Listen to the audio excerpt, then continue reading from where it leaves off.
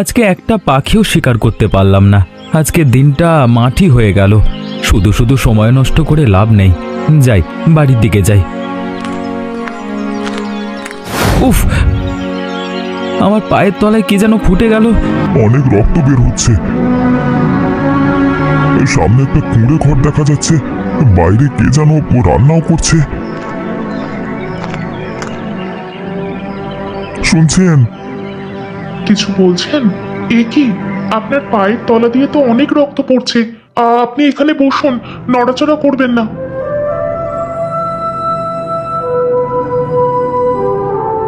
এই ঘাসটা ক্ষত সারাতে কাজে লাগে। একটু জ্বালা করবে, তবে সহ্য করুন। কিছুক্ষণের মধ্যে আপনি আরাম পাবেন। আহ, সত্যি জ্বালা করছে, তবে মনে হচ্ছে রক্ত পড়া কমে গেছে। হ্যাঁ, এখন আর ভয় নেই। একটু বিশ্রাম নিন, তারপর বাড়ি চলে যাবেন। আপনি আমার অনেক উপকার করলেন। না জানি কি হতো আজকে।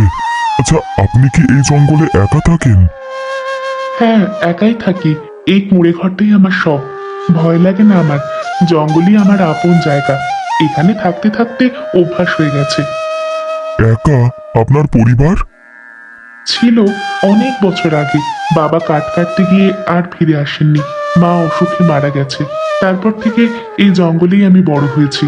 গাছপালা, পাখি, পশুরাই এখন আমার পরিবার। তাহলে আপনি ভয় পান না? এখানে তো বন্য জন্তু আসে, যে কোনো সময় তো বিপদ হতে পারে।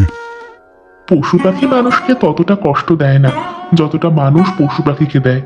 পশু পাখির সাথে আমার একটা ভাব হয়ে গেছে। আমি তো পাখি শিকার করি, তাহলে কি আমিও খারাপ? খারাপ বলিনি, কিন্তু কখনো ভেবে দেখেছেন ওদেরও তো বাঁচার অধিকার আছে। ঠিকই বলেছেন। ভাবছি এখন থেকে আর শিকার করব না। সে যাগ্গে, এবার আমি উঠি। অনেক বেলা হয়ে গেছে। আমার বাবা মা আবার আমার জন্য চিন্তা করবে। এ কি, এখানে উঠবেন? কিছু মুখে না দিয়ে আমার বাড়ি থেকে যেতে পারবেন না। আপনি এখান থেকে কিছু খেয়ে বার হবেন। বেশ বেশ, তাই হবে।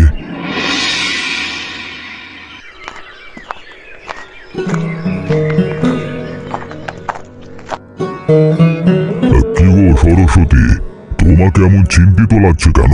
কিছু হয়েছে নাকি? ওগো, পলাশ সেই সকালে বেরিয়েছে, এখনো তো ফেরেনি। দুপুর গড়িয়ে বিকাল হয়ে গেল, কোনো খোঁজ নেই তো ছেলেটার। কি, এখনো ফেরেনি? তুমি আমাকে এখন বলছো? সকালে বার হওয়ার সময় তো বললো জঙ্গলে পাখি শিকার করতে যাচ্ছে। এখন তো বিকাল হতে যাচ্ছে। জঙ্গলে গিয়ে কোনো বিপদে পড়লো না তো? আমি ভেবেছিলাম হয়তো একটু দেরি হবে।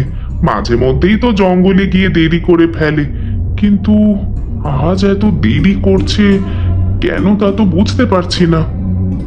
এই তোমার আদর আহ্লাদেই ছেলেটার এই অবস্থা। কতবার বলেছি ওকে শিকার করতে যেতে দিও না, জঙ্গলে জীবজন্তু থাকে। আমি তো আটকাতে চেয়েছিলাম, কিন্তু তুমি তো জানোই ও কারো কথা শোনে না। শিকার না করে থাকতেই পারে না। এভাবে চলতে থাকলে ভবিষ্যতে কি হবে ওর? আমার ব্যবসাটা দেখলেও তো পারে। তুমি সব দোষ আমার ঘাড়ে চাপাচ্ছ কেন? তুমি কি কখনো সময় দাও ওকে? সারাদিন তো কাজ আর ব্যবসা নিয়েই থাকো। আমি কাজ করি কার জন্য? এই সংসারের জন্য, ওর ভবিষ্যতের জন্য। আমি বলি কি, ওকে এবার একটা বিয়ে দিতে হবে। বিয়ে দিলে ব্যবসায় মন বসবে। এই বয়সে বিয়ে দিতে হবে কেন? আরো বছর দুয়েক যাক, তারপর বিয়ের কথা ভাবা যাবে। ছেলেটা সেই সকালে গেছে, এখনো বাড়ি এলো না, আর তুমি ওর বিয়ে নিয়ে ভাবছো। আচ্ছা, আমি দেখি জঙ্গলের দিকে যাই। আমার মনে হয় মোড়ের মাথায় বন্ধুদের সাথে আড্ডা দিচ্ছে।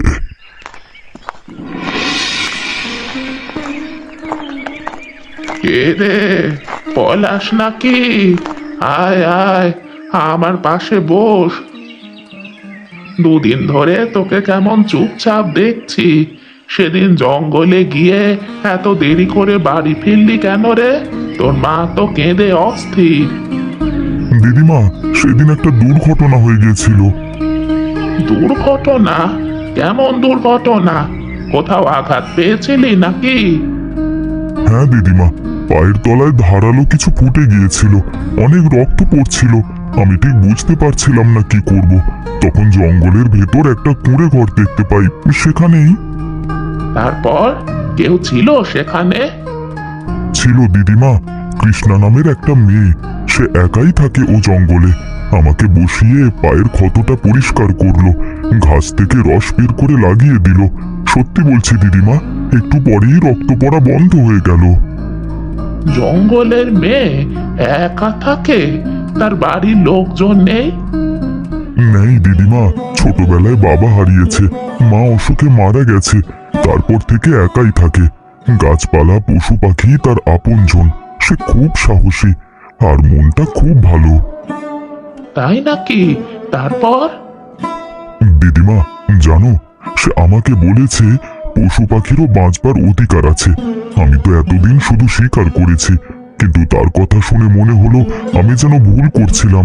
সেই দিন থেকেই ঠিক করেছি আর শিকার করব না। তোর কথা শুনে মনে হচ্ছে মেয়েটাকে তুই পছন্দ করে ফেলেছিস। কিরে দাদু ভাই, আমি কি ভুল বললাম? দিদিমা, আমার কৃষ্ণাকে ভালো লেগেছে। শুধু ভালো লাগা না, আমি ওকে বিয়ে করতে চাই। তুই কি ভেবে বলছিস তোর বাবা মা কোনোদিন রাজি হবে না? আমি সব ভেবেই বলছি। সে গরিব, জঙ্গলে থাকে, এই জন্য কি তাকে ছোট করে দেখব? তার মনটা খুব বড়। শোন পলাশ, তুই যাকে পছন্দ করবি আমি তাকেই মেনে নেব। তোর সুখটাই আমার সুখ। কিন্তু একটা কথা মনে রাখিস বাবা, তোর বাবা অনিমেষ আর মা সরস্বতী কোনোদিন সহজে কৃষ্ণাকে বউ হিসাবে মেনে নেবে না। জানি দিদিমা, কিন্তু আমি তাদের বুঝিয়ে বলবো কৃষ্ণা খারাপ মেয়ে নয়। সে এবাড়ির সবার মনের মতো হয়ে উঠবে, আমি কথা দিচ্ছি। বুঝিয়ে বলা সহজ নয় রে। তোর বাবা সমাজের লোকের কথা খুব ভাবে। তোর মাও চাইবে বড় ঘরের শিক্ষিতা মেয়ে। তোর বাবা মাকে আমিও বুঝিয়ে বলবো, দেখি কি হয়। শোনো সরস্বতী, আজকে বিকেলে আমার বন্ধু মনোজ আর তার মেয়ে মায়া আসবে।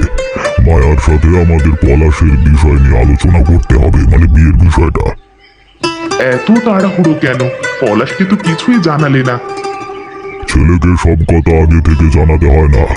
বাবা হিসেবে আমি যা ভালো মনে করি তাই করব। মনোজ আমার পুরনো বন্ধু। ওর ওর পরিবার অনেক ভালো। আমার বন্ধু ব্যবসা করে, মান সম্মান আছে।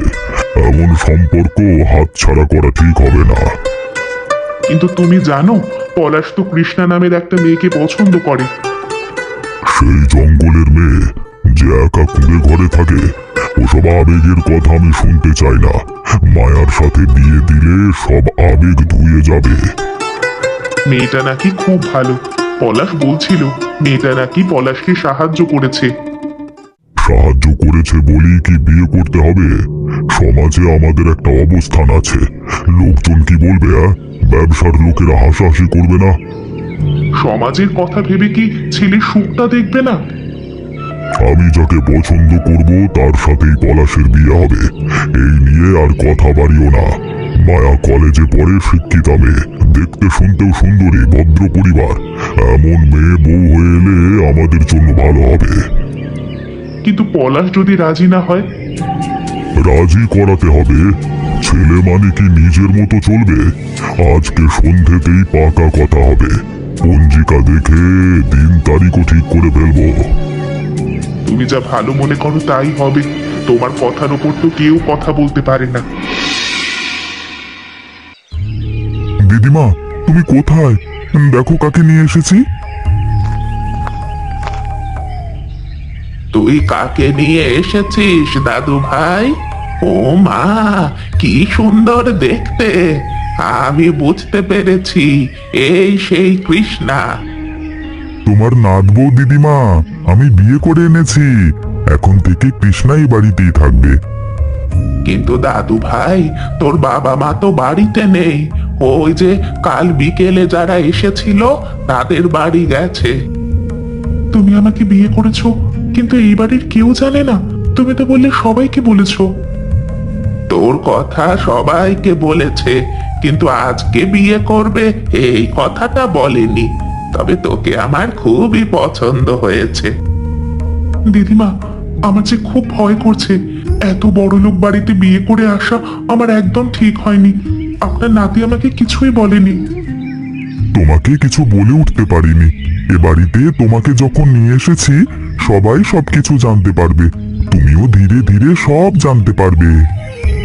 নাথ বউ, তোকে অনেক কষ্ট করে এই সংসারে টিকে থাকতে হবে, কিন্তু তোর শ্বশুর শাশুড়ি হয়তো তোকে মেনে নিবে না। তোর দায়িত্ব হবে শ্বশুর শাশুড়ির মন রক্ষা করা। দিদিমা, কৃষ্ণা তো সবসময় বাবা মায়ের মন রক্ষা করতে পারবে না। তাই বললে কি হয় বাবা? বাবা মার মনে কষ্ট দিয়ে কোনো কাজ করা ঠিক নয়। তোরা নিজেরা বিয়ে করেছিস, এবার দায়িত্ব হবে তোদের বাবা মায়ের মন রক্ষা করা। দিদিমা, আমি চেষ্টা করব। আমার যদি কোনো ভুল ত্রুটি হয় তুমি ধরিয়ে দিবে। আমি কথা দিচ্ছি একদিন বাবা মায়ের মনের মতো হব আমি। এই তো আমার মনের মতো কথা বলেছিস।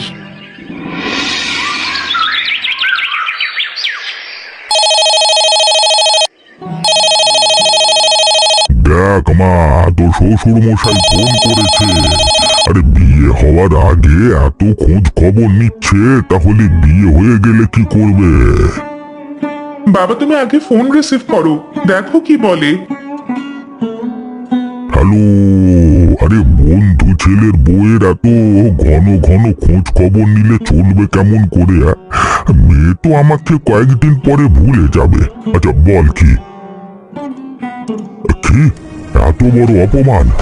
তোকে আর তোর ছেলেকে আমি ছাড়বো না। বাবা কি হয়েছে? কোনো সমস্যা নাকি? তুমি এত রেগে গেছো কেন? তোমাকে ওরা কিছু বলেছে? পলাশ বিয়ে করেছে। আমার বন্ধু এত বড় বেইমানি করবে আমি বুঝতে পারিনি। ওকে আমি ছাড়বো না। বিয়েটাকে ছেলে খেলা? আমি এখন বিয়ে করতে চাইছিলাম না, তুমি আমাকে রাজি করিয়েছো। বিয়েতে রাজি হওয়ার পর আমি এইভাবে অপমানিত হলাম। আমি কিছুতেই পলাশকে সুখী হতে দিব না।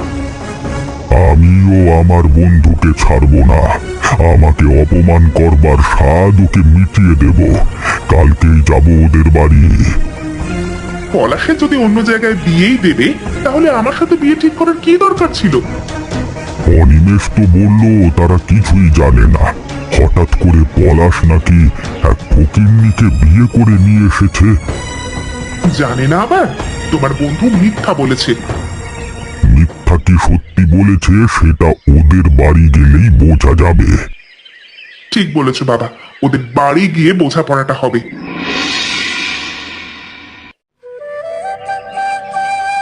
এই গরমের মধ্যে মুরগি ঝোল খেতে বেশ ভালোই লাগছে। সরস্বতী, আজকের মাংসটা তুমি বেশ ভালোই রান্না করেছো। মাংস আমি রান্না করিনি, মা রান্না করেছে। 2 দিন ধরে আমি রান্না করছি না।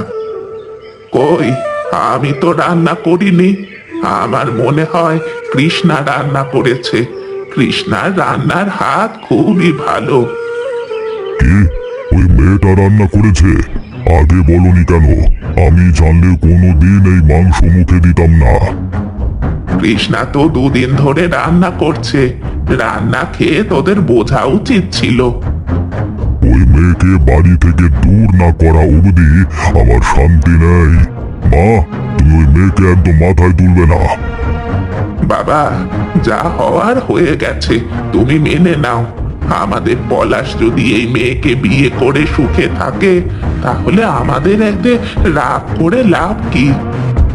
আপনাদের জন্য মুরগির আরেক রকমের পদ রান্না করেছি, টক দিয়ে দেশি মুরগির ভুনা, খেয়ে দেখতে পারেন। আমাকে দে, কেউ না খায় না খাবে, আমি তো খাবো। নাক বউ, তুই কিন্তু খুব ভালো রান্না করিস রে। মা, আপনি কিন্তু কৃষ্ণাকে নিয়ে একটু বেশি বাড়াবাড়ি করছেন। এত বাড়াবাড়ি কিন্তু ঠিক নয়। এই মেয়ে একদিন তোমাদের সবাইকে ঠকাবে। মেয়ে লোভে পড়ে পলাশকে বিয়ে করেছে। একদিন দেখবে টাকা পয়সা নিয়ে পালিয়ে যাবে। বাবা, আপনার ছেলেকে বিয়ে করার আগে আমি জানতাম না আপনারা এত বড় লোক। আমি কোনো টাকা পয়সার লোভে আপনার ছেলেকে বিয়ে করিনি। কৃষ্ণা, তুমি এখন এখান থেকে যাও। তুমি এখানে থাকলে আমাদের খাওয়া হবে না। আজকের মতো আমার খাওয়া শেষ।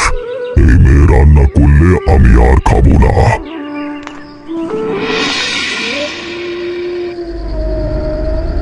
অনিমেষ, কোথায় তুই? এইদিকে আয়, তোর সাথে আমি বোঝাপড়া করব। তুই আমাকে অপমান করেছিস।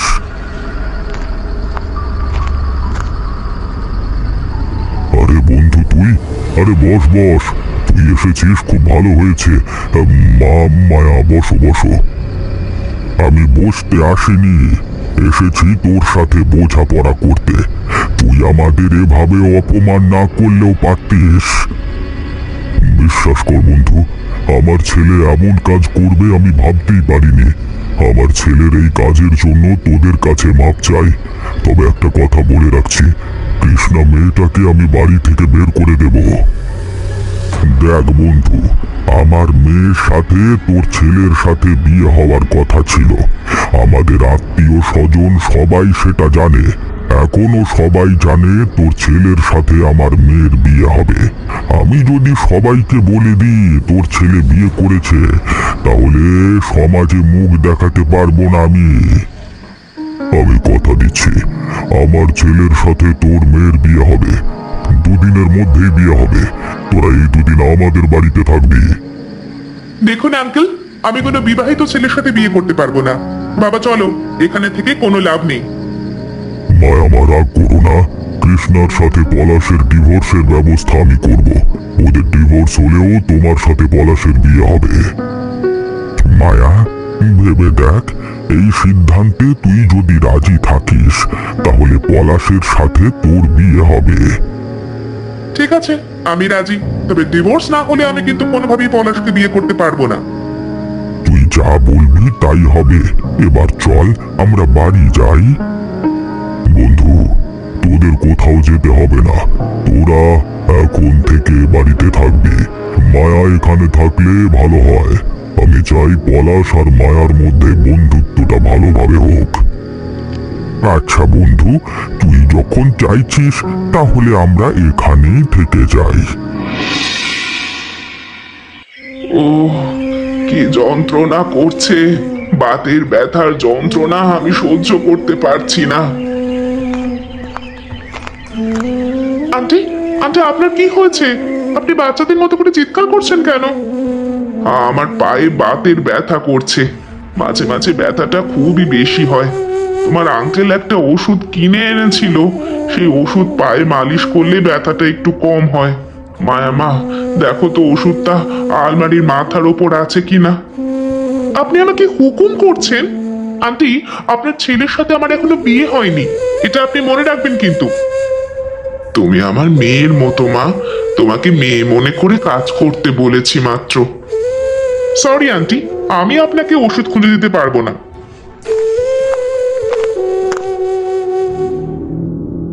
মা, আপনার জন্য আমি সরিষার তেল দিয়ে তৈরি এক ধরনের ওষুধ এনেছি।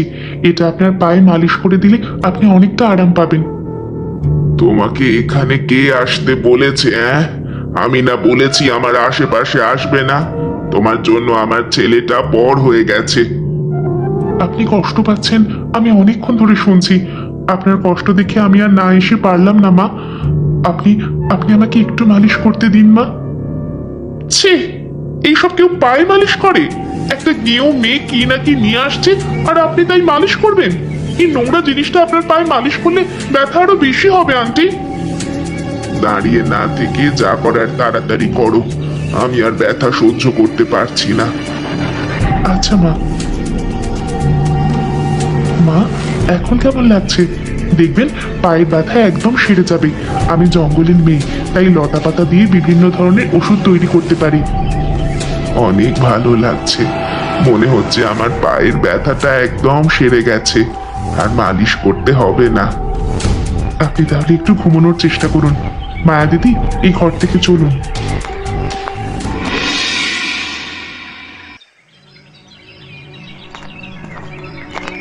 পলাশ, এদিকে আয়।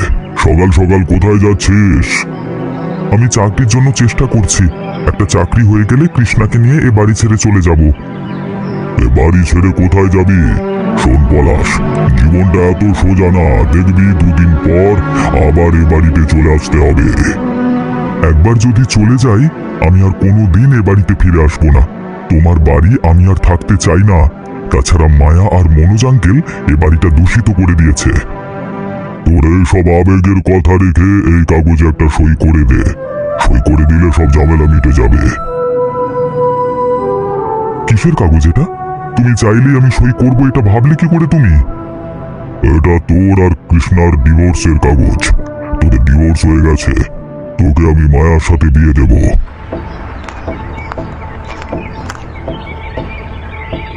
বিয়ে কি ছেলে খেলা নাকি? ডিভোর্স দিবে মানে কি? তোর ইচ্ছায় সবকিছু হবে নাকি? এখন থেকে তুই কৃষ্ণাকে নিয়ে আর একটা কথাও বলবি না। কৃষ্ণা একটা লক্ষ্মী মেয়ে, আমার পলাশের জন্য কৃষ্ণাই উপযুক্ত। মা, তুমি কাজটা একদম ঠিক করোনি। তোমার জন্য পলাশের জীবনটা নষ্ট হবে। আমার জন্য নষ্ট হবে তাই না? কিসে জীবন ভালো হয় আর কিসে জীবন নষ্ট হয় তুই কি সেটা জানিস? আমি আবারও বলছি মা, তুমি কাজটা ঠিক করোনি। দিদিমা, তোমাকে কি বলে যে ধন্যবাদ দেব? তুমি থাকতে কৃষ্ণাকে কেউ এ বাড়ি থেকে তাড়াতে পারবে না। আমি সব সময় তোর সাথে আছি রে দাদু ভাই।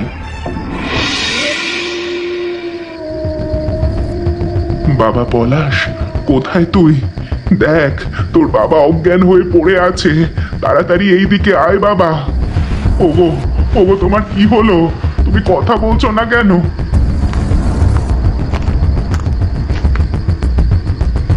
বাবা, বাবা, তোমার কি হয়েছে? মা, বাবাকে এখনই হাসপাতালে নিয়ে যেতে হবে। দেরি করলে বিপদ হতে পারে। হসপিটাল তো অনেক দূরে। হসপিটালে যাওয়ার আগে বাবার জ্ঞান ফেরানো জরুরি। আমি ওনার মুখে জল ছিটিয়ে দিয়েছি, তারপরেও ওনার জ্ঞান ফেরেনি। আমি দেখছি কি করা যায়। এমন হলে প্রথমে প্রাথমিক চিকিৎসার প্রয়োজন হয়। তুমি এ কি করছো? এতে তো বাবা আরো কষ্ট পাবে। কৃষ্ণা, কৃষ্ণা, এমন করো না। এই মেয়ে ওঠো বলছি। পলাশের বাবার কিছু হয়ে গেলে তোকে কিন্তু আমি শেষ করে দিব। এই তো বাবা ঠিক হয়ে গেছেন। আমি জানি এরকম হলে বুকে চাপ দিতে হয়। আমি জঙ্গলে একা মানুষ হলেও অনেক কিছু শিখে রেখেছি। কৃষ্ণা, তুমি তুমি আমার বাবার নতুন জীবন দিলে। আমরা তোমার কাছে সারা জীবন কৃতজ্ঞ থাকবো। হ্যাঁ। তুমি এসব কি বলছো? সবকিছু হয়েছে সৃষ্টিকর্তার জন্য। উনি না চাইলে কিছুই হতো না। কৃষ্ণা মা, তুই এই বাড়ির উপযুক্ত বউ।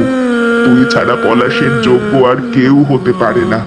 আমি আজকে মায়া আর ওর বাবাকে চলে যেতে বলবো। কৃষ্ণা, তুই আমাকে মাফ করে দে। তুই হলি আমাদের ঘরের লক্ষ্মী। আমি তোকে চিনতে ভুল করেছিলাম, কিন্তু আমার ছেলে ভুল করেনি।